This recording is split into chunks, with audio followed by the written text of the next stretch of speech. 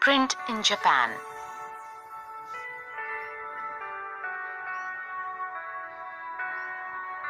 Buddhist missionaries from China introduced hand printing technology into Japan around AD 768 to 770. The oldest Japanese book printed in AD 868 is the Buddhist Diamond Sutra, containing 6 sheets of text and woodcut illustrations.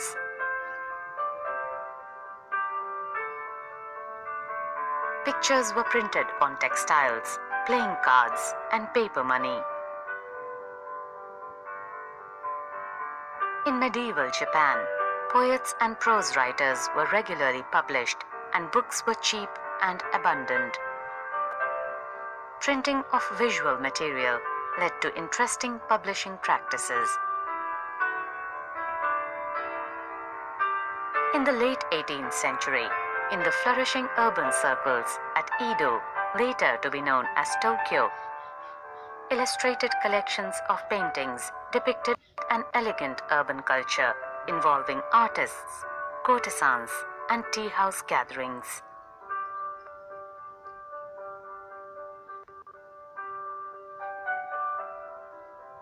Libraries and bookstores were packed with hand-printed material of various types, books on women, musical instruments, calculations, tea ceremony, flower arrangements, proper etiquette, cooking, and famous places.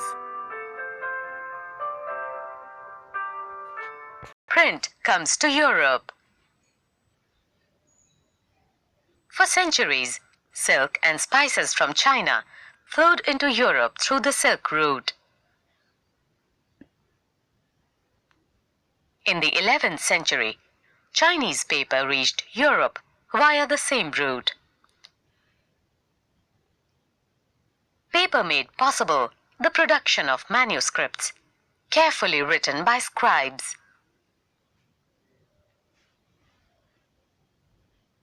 Then, in 1295, Marco Polo, a great explorer, returned to Italy after many years of exploration of China.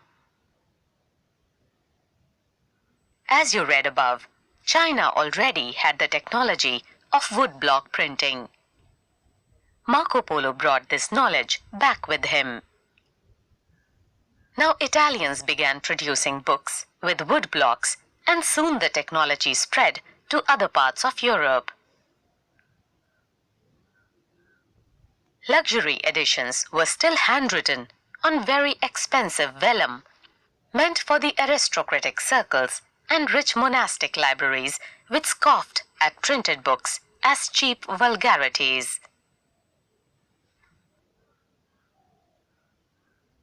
Merchants and students in the university towns bought the cheaper printed copies. As the demand for books increased, booksellers all over Europe began exporting books to many different countries. Book fairs were held at different places. Production of handwritten manuscripts was also organized in new ways to meet the expanded demand. Scribes or skilled handwriters were no longer solely employed by wealthy or influential patrons, but increasingly by booksellers as well. More than 50 scribes often worked for one bookseller. But the production of handwritten manuscripts could not satisfy the ever-increasing demand for books. Copying was an expensive, laborious, and time-consuming business. Manuscripts were fragile, awkward to handle, and could not be carried around or read easily. Their circulation, therefore, remained limited.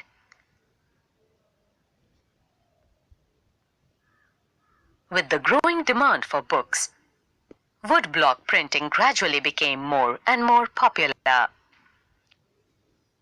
By the early 15th century, woodblocks were being widely used in Europe to print textiles, playing cards, and religious pictures with simple, brief texts. There was clearly a great need for even quicker and cheaper reproduction of texts. This could only be done with the invention of a new print technology. The breakthrough occurred at Strasbourg, Germany, where Johann Gutenberg developed the first known printing press in the 1430s.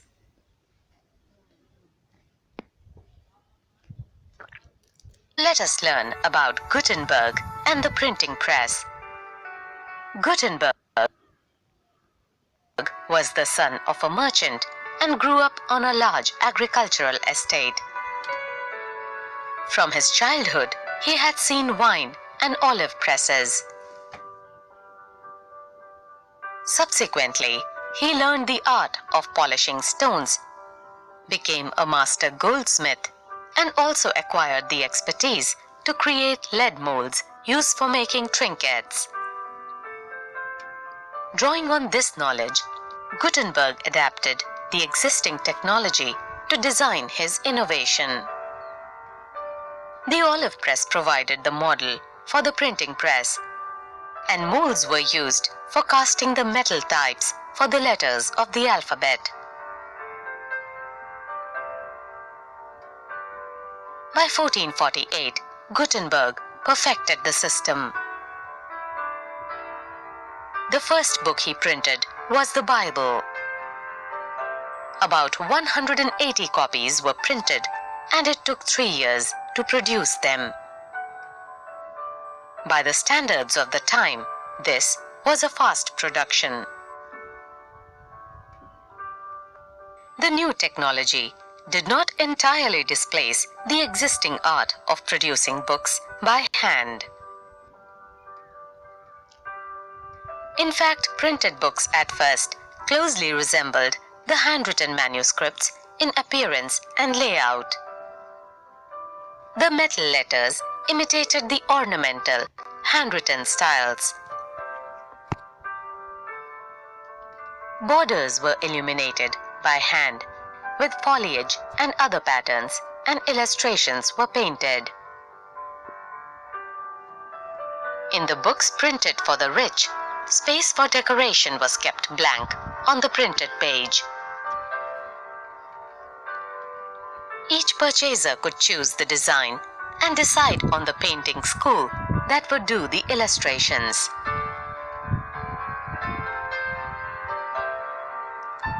In the 100 years between 1450 and 1550, printing presses were set up in most countries of Europe. Printers from Germany traveled to other countries seeking work and helping start new presses. As the number of printing presses grew, book production boomed. The second half of the 15th century saw 20 million copies of printed books flooding the markets in Europe. The number went up in the 16th century to about 200 million copies. This shift from hand printing to mechanical printing led to the print revolution. Print revolution and its impact. Part 1. So what was the print revolution? It was not just a development, but was a new way of producing books. It transformed the lives of people, changing their relationship to information and knowledge, and with institutions and authorities. It influenced popular perceptions and opened up new ways of looking at things. Let us explore some of these changes.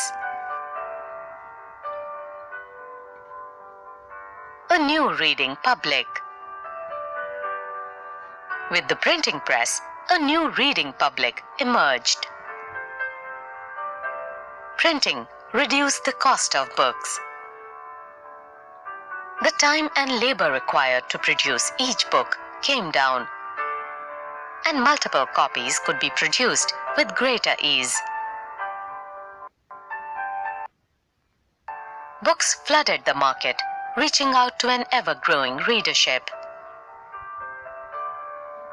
Access to books created a new culture of reading. Earlier, reading was restricted to the elites. Common people lived in a world of oral culture. They heard sacred texts read out, ballads recited, and folk tales narrated.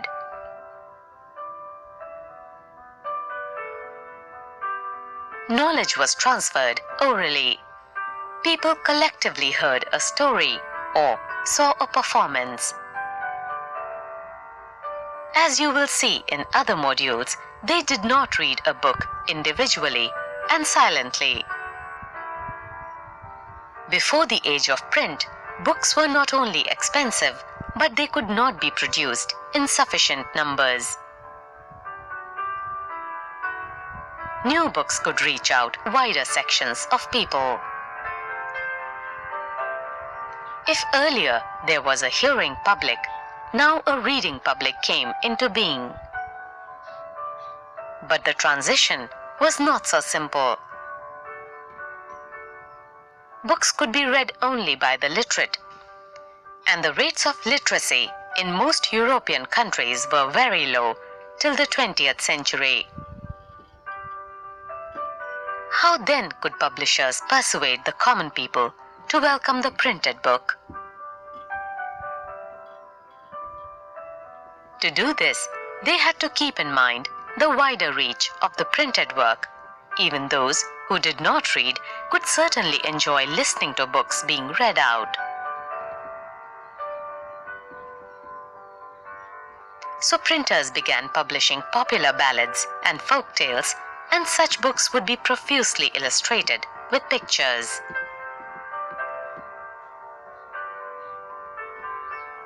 These were then sung and recited at gatherings in villages and in taverns in towns.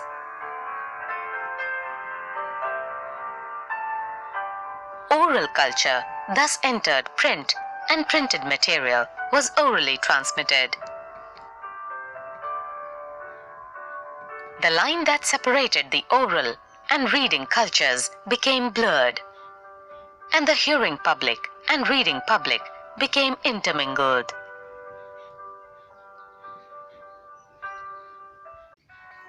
The print revolution and its impact. Part 2. Religious debates and the fear of print. Print created the possibility of wide circulation of ideas and introduced a new world of debate and discussion. Even those who disagreed with established authorities could now print and circulate their ideas. Through the printed message, they could persuade people to think differently and move them to action.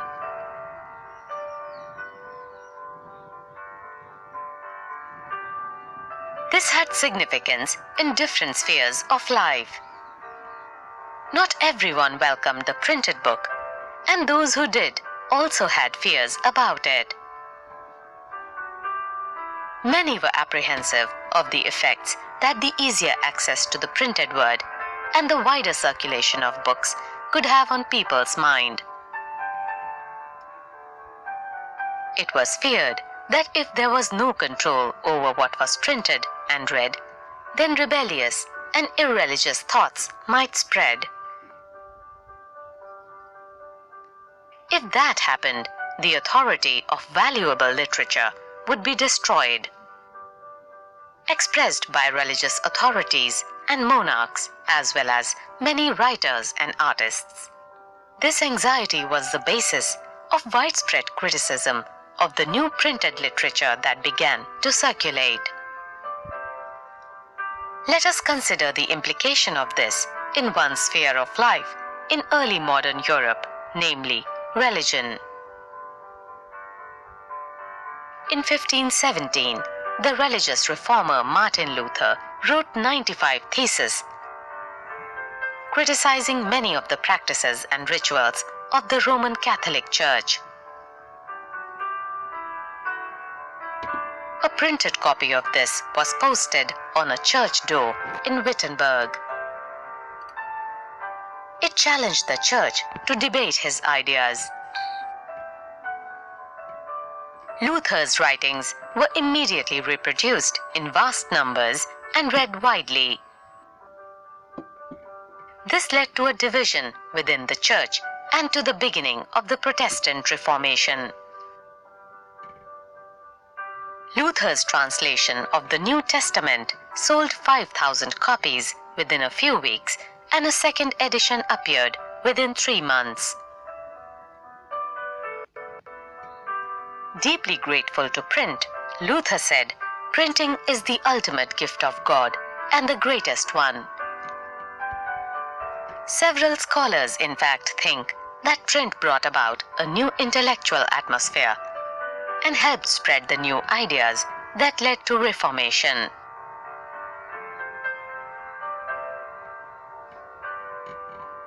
Print and dissent.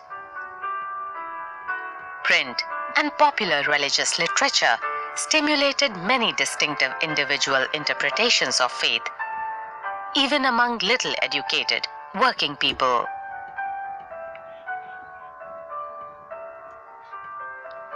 In the 16th century, Menocchio, a miller in Italy, began to read books that were available in his locality.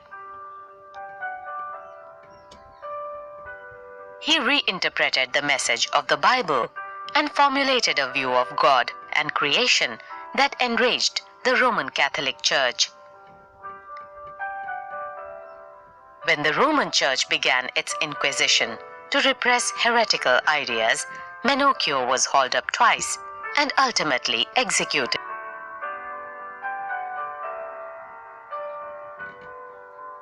The Roman Church, troubled by such effects of popular readings and questionings of faith, imposed severe controls over publishers and booksellers and began to maintain an index of prohibited books from 1558.